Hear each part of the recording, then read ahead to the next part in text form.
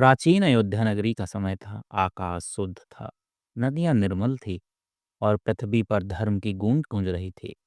उस समय अयोध्या के सिंहासन पर एक तेजस्वी, धर्मनिष्ठ और यशस्वी सम्राट राज्य कर रहे थे। राजा अम्बरीश। वे न केवल युद्ध कुशल थे, अपितु वेदों और उपनिषदों में उनकी गहरी निष्ठा थी। उनके राज्य में अन्याय नहीं था, करुणा थी। भिक्षुक तृप्त थे और यज्ञों की धूम गगन तक पहुंचती थी। राजा अम्बरीश ने एक दिन संकल्प लिया कि वे एक अश्वमेध यज्ञ करेंगे। यह यज्ञ जो केवल चक्रवर्ती सम्राटों का अधिकार था। उन्होंने वैदिक पुरोहितों को आमंत्रित किया, अपने मंत्रियों से परामर्श किया, और देश देशांतर के शिल्पियों से कहा कि वे विशाल यज्ञशाला का निर्माण करें। यह यज्ञ केवल यश के लिए नहीं था, बल्कि यह धर्म की स्थापना और विश्व शांति के लिए था। समूची अयोध्या एक उत्सव में परिवर्तित हो गई थी। स्वर्ण मीनारे, झिलमिलाते पताकाएं, सुगंधित पुष्पों की वर्षा, वेद मंत्रों की ध्वनि और राजा की श्वेत वस्त्रधारी उपस्थिति। हर दृश्य किसी स्वर्गीय लीला का प्रतिबिंब था। यज्ञ के प्रमुख भाग में अश्व को छोड़ा गया। वह अश्व पूर्णतः शुभ लक्षणों से युक्त, तेजस्वी और आदित्य था। जहां जहां वह गया, सम्राट की सत्ता स्वीकार की गई। राजाओं ने उसके मार्ग में समर्पण किया, कोई विरोध नहीं किया। राजा अम्बरीश का भाग्य प्रबल था, या कम से कम ऐसा प्रतीत होता था। किंतु देवताओं की सभा में कुछ और ही मंथन चल रहा था। इंद्र, जो देवताओं के राजा थे, स्वर्ग से नीचे देखते हुए चिंतित उठे। हर बार जब कोई महान मानव यज्ञ करता था, इंद्र की सत्ता डगमगाने लगती थी। वह जानता था कि यदि अम्बरीश यज्ञ को पूर्ण कर लेंगे, तो वे इंद्रत्व के अधिकारी हो सकते हैं। यह भय जो उनके गर्व के भीतर छिपा हुआ था, अब व्यग्रता में परिवर्तित हो चुका था। और एक रात, जब यज्ञ के समापन में केवल कुछ दिन शेष थे, अश्व यज्ञशाला से रहस्यमय ढंग से गायब हो गया। पूरे नगर में कोलाहल मच गया। सैनिकों ने खोज की, परंतु अश्व का कहीं पता न चला। राजपुरोहित और आचार्यों की सभा बुलाई गई। वहां जो निर्णय हुआ, वह अम्बरीश के जीवन की सबसे कठिन परीक्षा बनने वाला था। एक वृद्ध ब्राह्मण आचार्य ने धीरे से कहा, राजन, अश्व का स्थान केवल अश्व ही नहीं ले सकता, अपितु यज्ञ अधूरा रहा तो घोर अनिष्ट होगा। इसका केवल एक ही विकल्प है, एक ब्राह्मण कुमार की नरबल। सारी सभा स्तब्ध रह गई। राजा अम्बरीश के होंठ कांप उठा। मनुष्य बल, वह भी ब्राह्मण कुमार की? हाँ राजन, आचार्य ने कहा, यह प्राचीन विधि है।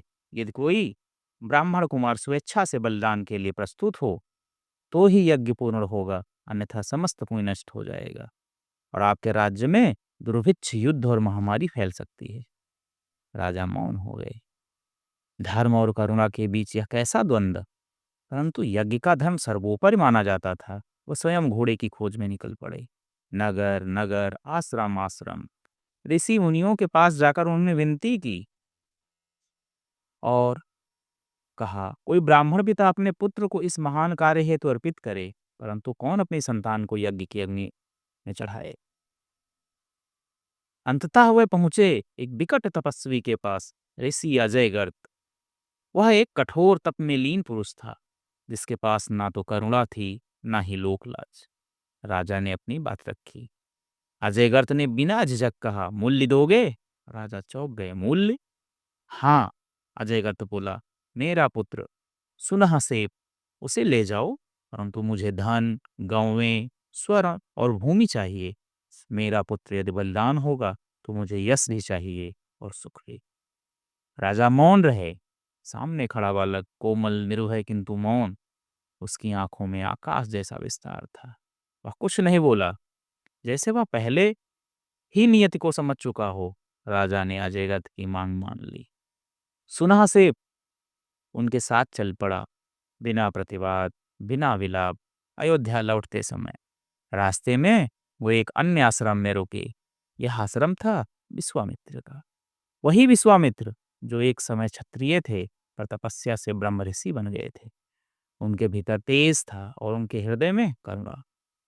सुनासेप, जो मृत्यु के निकट था, एक संध्या समय रो पड़ा। राजा सो रहे थे। वह विश्वामित्र के पास गया और हाथ जोड़कर बोला, ऋषिवर, मेरी रक्षा कीजिए। मैं मृत्यु नहीं चाहता, मैं जीना चाहता हूँ। मेरे पिता ने मुझे बेच दिया है, पर क्या यह मेरा दोष है? विश्वामित्र ने ध्यानपूर्वक उसकी आंखों में देखा। वेदों में लिखा है कि शरणागत की रक्षा ही सच्चा धर्म है। उन्होंने कहा, ठीक है, मैं तुम्हारी रक्षा करूंगा। विश्वामित्र ने उसे 2 मंत्र दिए, वैदिक ऋचाएं, जिन्हें वह स्वयं रच चुके थे। इन मंत्रों का उच्चारण यज्ञ के समय करना, उन्होंने कहा। देवता तुम्हें स्वीकार करेंगे, मृत्यु नहीं। यज्ञ का दिन आया। सुनासेप को यज्ञशाला में लाया गया। सभा मौन थी। अग्निकुंड सुलग रहा था। पुरोहितों ने बल की तैयारी। तभी सुनासेप ने अपनी आंखें बंद की और उन मंत्रों का जप प्रारंभ कर दिया। सारी यज्ञशाला मंत्रमुग्ध हो गई। उसके स्वर में करुणा नहीं, वरन वेदना में सत्य की पुकार थी। वह एक बालक नहीं था, वह वेद का स्वर था, जो जीवन मांग रहा था। अचानक अग्निकुंड से तेजों में प्रकाश उठा। देवताओं की वाणी गूंजी, राजन, यज्ञ पूर्ण हुआ। यह बालक अमृत का अधिकारी है, इसे बलिदान नहीं दिया जाएगा। राजा अम्बरीश की आंखों में आंसू भर आए। पुरोहितों ने आहुतियां समर्पित की और यज्ञ की पूर्णता घोषित की गई। सुनासेब को विश्वामित्र ने गोद ले लिया। उन्होंने उसे अपना पुत्र घोषित किया। कहा जाता है, बाद में वही बालक देवर्षि बना और अम्बरीश वह राजा नहीं रहा, वह भक्त बन गया, जिसने धर्म की कठिनतम परीक्षा दी और उसने स्वयं को खो दिया ईश्वर को पा लेने के लिए। दोस्तों, यह कहानी पसंद आई हो तो हमारे चैनल को लाइक, सब्सक्राइब और शेयर करें और अपने विचारों को कमेंट बॉक्स में दें। और हमारे चैनल पे बहुत सारी पौराणिक कहानियाँ अपलोड हैं, उनको जाके देखें और अपना ज्ञान का वर्धन करें और अपने दोस्तों को शेयर करें। धन्यवाद।